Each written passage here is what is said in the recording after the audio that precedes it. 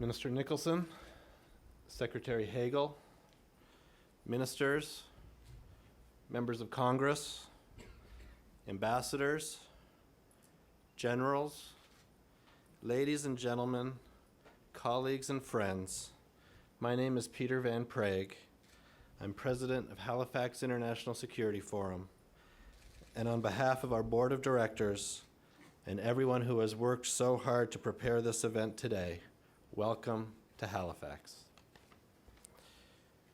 300 participants have traveled from 6 continents to join a select group of fellow democratic thinkers to have a real conversation about international security, foreign policy, and the challenges facing our nations now and into 2014. You are a select group, known internationally for your expertise and your commitment to bettering our world. As many who joined us before will know, our conversation here is natural and unscripted, except for these opening remarks. And these free-flowing exchanges are what has made the Halifax International Security Forum unique, bold, challenging, important. Eminent thinkers and leaders, including those on the ground facing consequential local threats, writers who challenge and influence the world's thinking on security, and decision makers who make the tough choices, join us here to generate new ideas and new thinking about the serious security challenges we all face. It is you, our participants, who make the Halifax International Security Forum among Canada's most important foreign policy tools. But Halifax is also about the network that is created when leaders and thinkers gather together to freely exchange our ideas while maintaining an unwavering commitment to the principles of democratic governance. That network matters. Yesterday, the Halifax International Security Forum, together with Ipsos, one of the biggest market and opinion research companies in the world, released polling data collected over the past years. That data indicates the dangers inherent of an isolationist world, a world where danger itself is perceived to be growing. People are looking for leaders who will confront those challenges. We found that 3/4 of Americans and 3/4 of Chinese believe that under some conditions, war is necessary to obtain justice. At the same time, only 41% of world citizens and 48% of Canadians agreed with that statement. What does that mean for the world that we live in? Ladies and gentlemen, our conversation is as important now as ever. This year, we gather not only against the backdrop of a challenging international environment, but also in the shadow of a president assassinated 50 years ago today. This week also marked the 150th anniversary of the Gettysburg Address, delivered during the American Civil War by Abraham Lincoln, another president assassinated in office. His words that day shaped American history and the cause of freedom around the world. Everybody here values freedom, and that is why I am so proud to welcome so many prominent members of our free-thinking democratic community to Halifax. In a moment, you will hear from Canadian Minister of National Defence, Rob Nicholson, followed by American Secretary of Defense, Chuck Hagel. I thank them both for their commitment to the Halifax International Security Forum, and I welcome Secretary Hagel to Canada for his first visit here as Secretary. I also welcome our congressional delegation, led by Senator McCain and Senator Kane. Senator McCain has been at every Halifax International Security Forum since we began 5 years ago. Through that commitment, Senator, you have played a key role in building this forum. Thank you.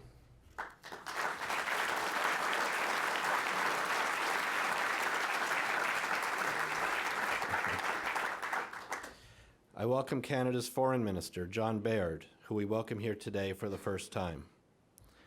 I welcome ministers from around the world, as well as military leaders, business leaders, and members of the media.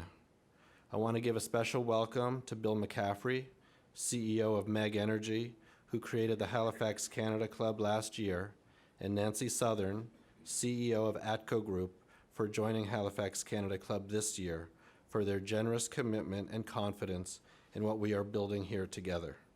Their partnership is essential to the quality of our discussions and to furthering this forum as a strategic asset for Canada. Yesterday, we announced that Canada renewed its investment in Halifax International Security Forum through 2018.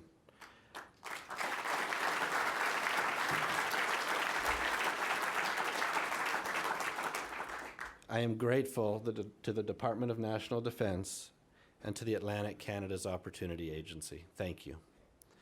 And finally, I want to identify the single individual who, more than anybody else, is responsible for building Halifax International Security Forum. Minister Peter MacKay, Canada's Minister of Justice and Attorney General, had a vision more than 5 years ago for what this forum could become. And for that vision, and for your commitment, Minister, we are all grateful.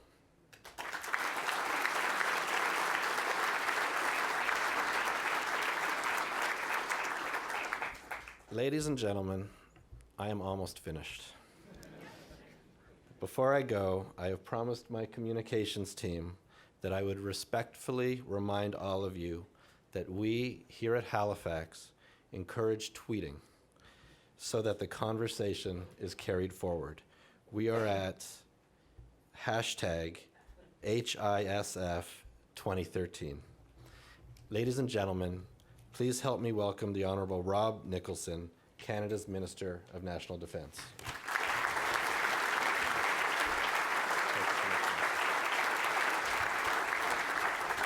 Well, thank you very much, ministers, ambassadors, members of the United States Congress, members of the Armed Forces, distinguished guests. Before I begin to our American friends here, I must pause to extend the sympathies of all Canadians to the American people as they mark this important day in their history. Ladies and gentlemen, thank you all for joining us here. And thank you to our main sponsor, Foreign Affairs Magazine, and the organizers, Peter Van Prague and his team. It's my great pleasure to welcome you all to the 5th Halifax International Security Forum. Je suis très heureux d'être votre hôte pour l'édition 2013 de ce forum. I'm delighted to be one of your hosts here at this year's forum. And I thank my many defense colleagues who have traveled long distances and taken time to join us here in Halifax. And I too would like to thank and recognize my predecessor as Minister of National Defense, the Honorable Peter MacKay. He was the original champion, as you heard, of the Halifax Forum, and I know that it is still close to his heart. Thank you for being here, Peter. Thank you for all that you have done. I'd also like to welcome my other colleagues, the Minister of Foreign Affairs, John Baird, and we'll soon be joined by my other colleague, the Minister of Public Safety, Stephen Blaney. This is my first time, ladies and gentlemen, at this event, and I'm already amazed by the breadth of the representation that comes from the four corners of the world. It's a testament to the recognition by all of us of the crucial importance of personal engagement, frank discussion, and real debate on global security issues and trends. And I'm pleased that Canada and this beautiful city of Halifax can provide the venue for candid discussions around the HISF table, or even while running on Sunday morning. Our purpose is to stimulate dialogue. This is a genuine opportunity to share ideas within a global community of like-minded friends. And of course, Halifax, and indeed Canada, is a perfect place for this. This great city and the proud province of Nova Scotia, jutting out into the Atlantic Ocean, has long been a bridge between worlds. It's also a place where Canada has welcomed many migrants in years past, making their first steps in their new lives. And of course, it enjoys a rich naval tradition through both wars and indeed for over 200 years. And today it's a thriving city with a flourishing academic community and one of our busiest ports. And the East Coast home, of course, of the Royal Canadian Navy. I hope you will all have some time to enjoy the wonderful hospitality of this fine city in the coming days. The plenary sessions and the smaller group meetings we have organized this year are designed to capture the major issues on the global agenda, current and future. We'll look at the continuing instability in North Africa and the Middle East. And we will examine the challenges societies face when presented with demands for greater democratization. We'll also analyze the emerging trends in the Asia-Pacific region, Canada's other gateway, and of course in Africa, Latin America, and Russia. And we must discuss the continuing tragedy that's taking place in Syria, as well as the issues surrounding weapons of mass destruction and arms control, their development, use, and proliferation. We will look at other issues. How can we adapt to changes in the world economy in Europe and Asia? And of course, reflect on the transformational role of the way we communicate, the way we trade, the way we travel, the way we fight. And our new cyber connectedness with all its benefits and vulnerabilities. This is a forum that can pride itself on remaining at the cutting edge of trying to understand how these developments affect the very nature of international society and security.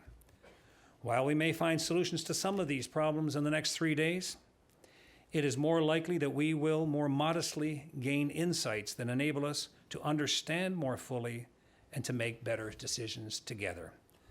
There is no question that the most effective response is always found through like-minded peoples of the world working together, cooperation with friends old and new. And it starts with dialogue. Alors donnons officiellement le coup d'envoi aux discussions. So let's officially kick off the proceedings. Thank you once again for joining us here in Nova Scotia, and I wish you a great Halifax International Security Forum. Thank you very much.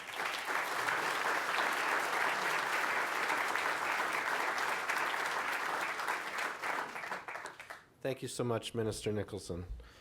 And now it really is my privilege to introduce the Honorable Secretary of Defense of the United States of America, Chuck Hagel.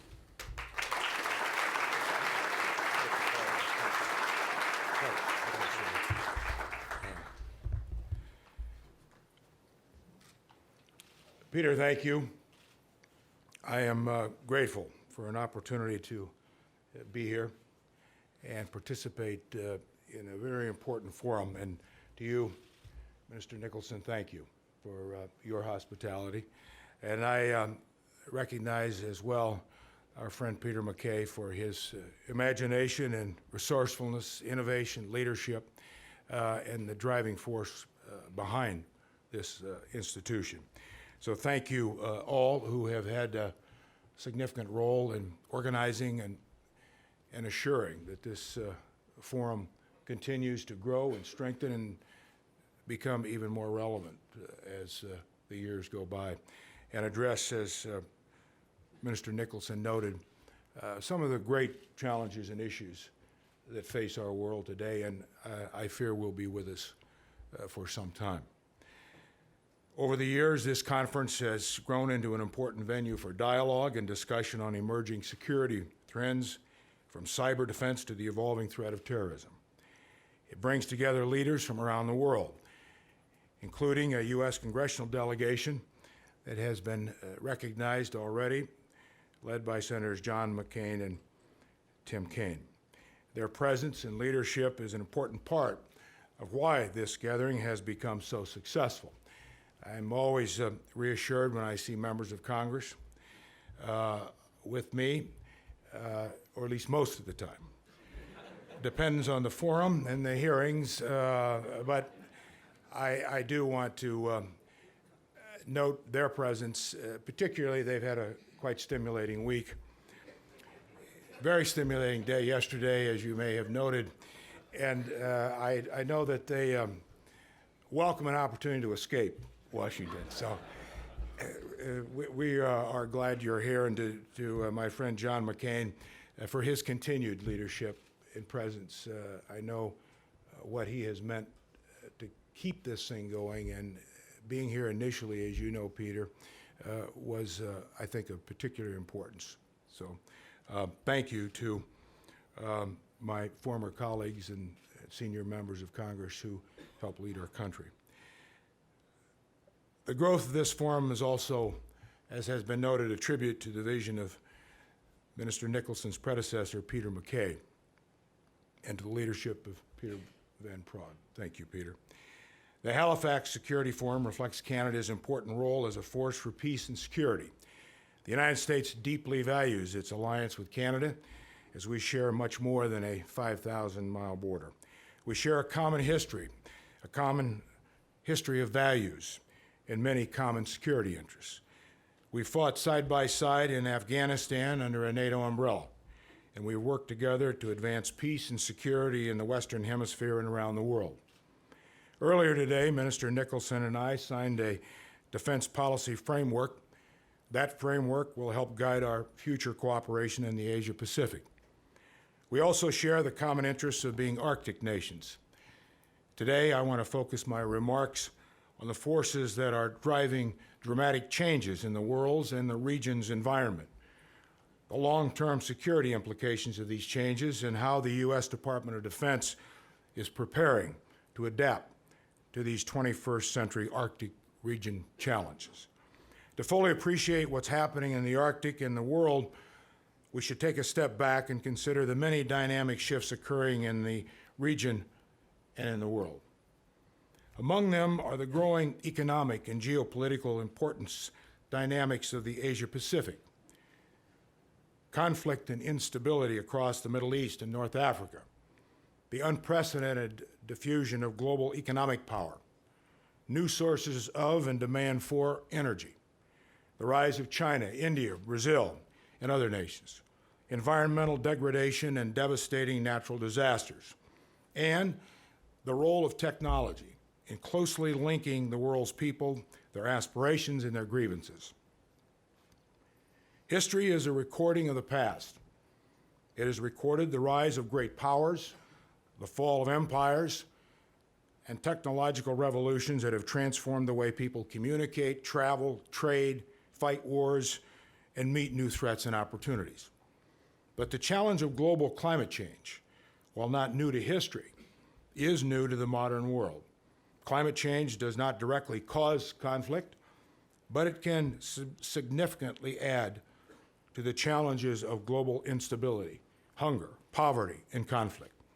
Food and water shortages, pandemic disease, disputes over refugees and resources, more severe natural disasters, all place additional burdens on economies, societies, and institutions around the world.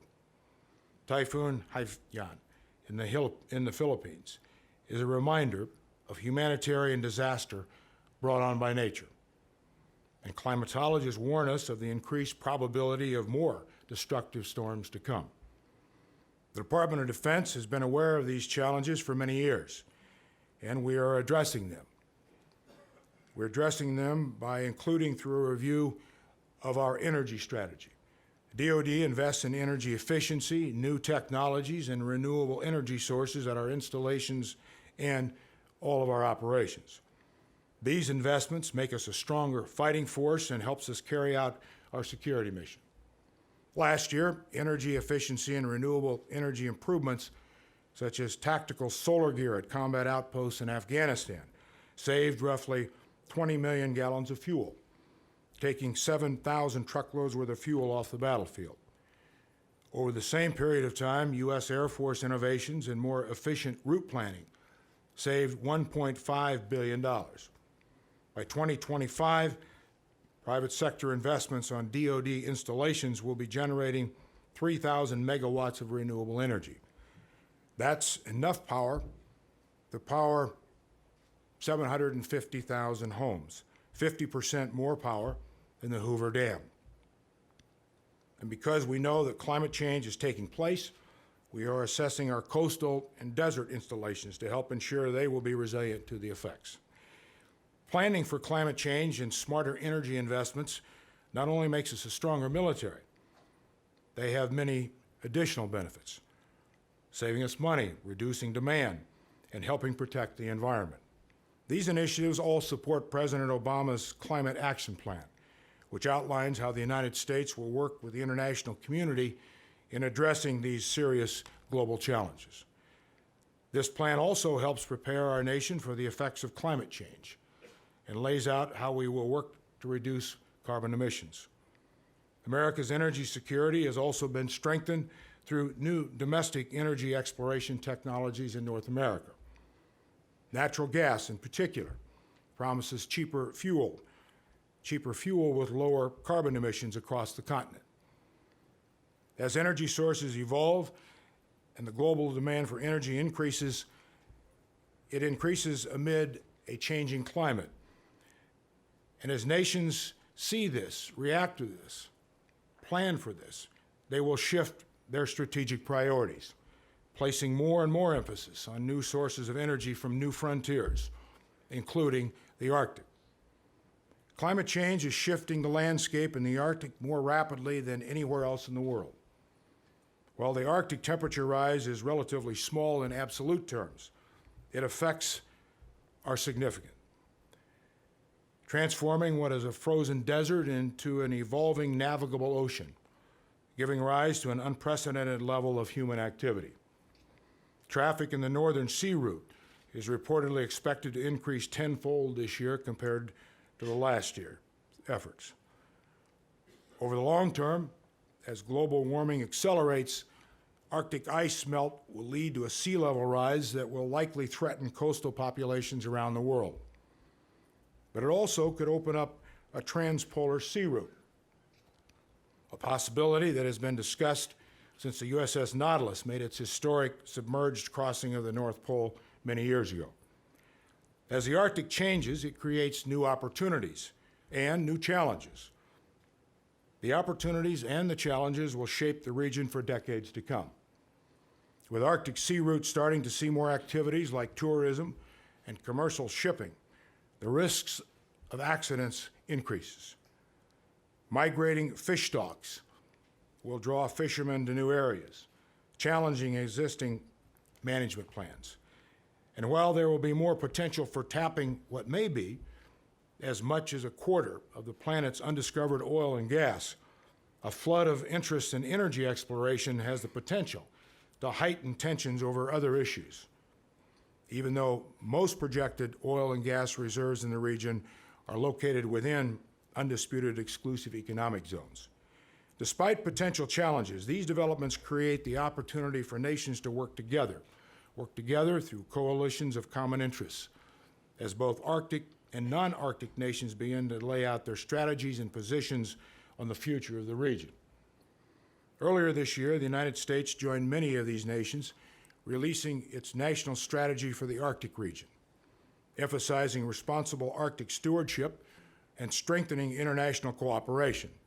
Secretary of State Kerry visited Sweden earlier this year to attend the ministerial session of the Arctic Council, which Canada now chairs and which the United States will chair in 2 years. The United States' interest in the Arctic encompasses a broad spectrum of activities. These activities include supporting responsible environmental policies and safe commercial and scientific operations. The United States takes its responsibilities as an Arctic nation very seriously, and the United States military has extensive experience operating in the Arctic. Alaska is home to more than 22,000 soldiers, sailors, airmen, and Marines, as well as nearly 5,000 guardsmen and reservists. DoD's Arctic capabilities include ski-equipped C-130s and nuclear submarines, which have all been operating in the polar region for more than 50 years. In 2009, the U.S. Navy released an Arctic roadmap, and in 2011, a realignment of combatant commands simplified our command and control arrangements in the Arctic. Today, I'm announcing the Department of Defense's first Arctic strategy. This strategy is to help guide our efforts going forward. This strategy supports President Obama's national strategy for the region and reflects America's desire to work closely with allies and partners to promote a balanced approach to improving human and environmental security in the region. The Arctic is a region of established nation states. Encouragement, engagement, cooperation with Canada and the other Arctic nations, Denmark, Finland, Iceland, Norway, Russia, and Sweden, is a cornerstone of our strategy. Arctic nations have publicly committed to work within a common framework of international law and diplomatic engagement. As President Obama has said, the Arctic region is peaceful, stable, and free of conflict. Our goal is to help assure it stays that way. Ultimately, we envision a secure and stable Arctic where all nations' interests are safeguarded and where all nations work together. They work together to address problems and resolve differences. DoD is focused on 8 points to accomplish its objectives. First, we will remain prepared to detect, deter, prevent, and defeat threats to our homeland. And we will continue to exercise U.S. sovereignty in and around Alaska. Second, we will work with both private and public sector partners, including the state of Alaska, federal agencies such as the U.S. Coast Guard, all others, to improve our understanding and awareness of the Arctic environment so that we can operate safely and effectively. This is the first new frontier of nautical exploration, first frontier since the days of Erickson, Columbus, and Magellan. And it provides a clear opportunity to work together to ensure we have accurate observations, maps, and models of the Arctic's atmospheric, oceanic, and sea ice conditions. Third, we will help preserve freedom of the seas throughout the region to ensure that the Arctic Ocean will be as peacefully navigated as other oceans of the world. These activities will be carried out within existing frameworks of international law, which provide a comprehensive set of rules that govern the rights, the freedoms, and the uses of the world's oceans and airspace, including the Arctic, as well as mechanisms for peacefully resolving disputes. Fourth, we will carefully evolve our Arctic infrastructure and capabilities at a pace consistent with changing conditions. DoD will continually reevaluate its needs as activities in the Arctic increase, as we balance potential Arctic investments with other national security priorities. We are beginning to think about and plan for how our naval fleet and other capabilities and assets will need to adapt to the evolving shifts and requirements in the region. Fifth, we will continue to comply with our existing agreements with allies and partners, while also pursuing new avenues of cooperation as we work, all of us, together to meet shared security challenges. By taking advantage of multilateral training opportunities with partners in the region, we will enhance our cold weather operational experience and strengthen our military-to-military ties with other Arctic nations. This includes Russia, with whom the United States and Canada share common interests in the Arctic, creating the opportunity to pursue practical cooperation between our militaries and our nations and promote greater transparency. Sixth, we will be prepared to help respond to man-made and natural disasters in the region.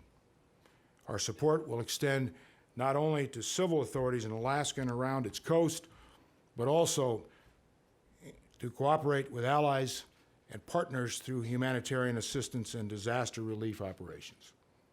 Seventh, we will work with other agencies and nations, as well as Alaska natives, to protect the environmental integrity of the Arctic. DoD will use existing capabilities to help address safety-related challenges, including international search and rescue missions, as well as incident and disaster response. We will work closely with our Canadian partners on emergency response operations that help save lives. And eighth, we will support the development of the Arctic Council and other international institutions that promote regional cooperation and the rule of law. DoD will work with the Department of State as we participate in new initiatives like the Arctic Security Forces Roundtable and the recent meetings of the Northern Chiefs of Defense. These engagements will help strengthen multilateral security cooperation throughout the region. This will ultimately help reduce the risk of conflict. All of these approaches are informed by DoD's global responsibilities and strategic interests, budget limitations, and shifts in both the Arctic environment and the geostrategic landscape. DoD's Arctic strategy is a long-term endeavor, and our efforts to implement it will unfold over years and decades, not days and months. Even as we grapple at home with near-term challenges, including steep, deep, and abrupt defense budget reductions and continued budget uncertainty, this kind of long-range thinking is vital for our future. Like always, it requires that we closely align our resources and our long-term investments with our national security objectives. As shifts occur in the strategic landscape, the United States and its allies must be prepared to adjust their defense institutions and capabilities to meet these new challenges. The effects of climate change and new energy resources are far-reaching and unpredictable, demanding our attention and strategic thinking. While the opening of the Arctic will create unprecedented challenges, it will also create historic opportunities. It could open up new avenues for commerce and establish new areas for cooperation between nations in the interests of all the people of the world. But this won't happen on its own. We must wisely manage these 21st century possibilities. In order to realize the full potential of the Arctic, nations must collaborate and build trust and confidence through transparency, cooperation, and engagement. It is this responsibility of every Arctic nation and all nations who have interests here. It is their responsibility to work together to build a peaceful and secure region. Throughout human history, mankind has raced to discover the next frontier. And time after time, discovery was swiftly followed by conflict. We cannot erase this history, but we can assure that history does not repeat itself in the Arctic. We remember the words of explorer Frederick Cook. After many attempts to discover the North Pole, and after believing he had found it, he wrote, "It occurred to me that, after all, the only work worthwhile, the only value of a human being's efforts, lie in deeds whereby humanity benefits." That is why we look to the Arctic, this new frontier, to help make a better world for all mankind. Thank you very much.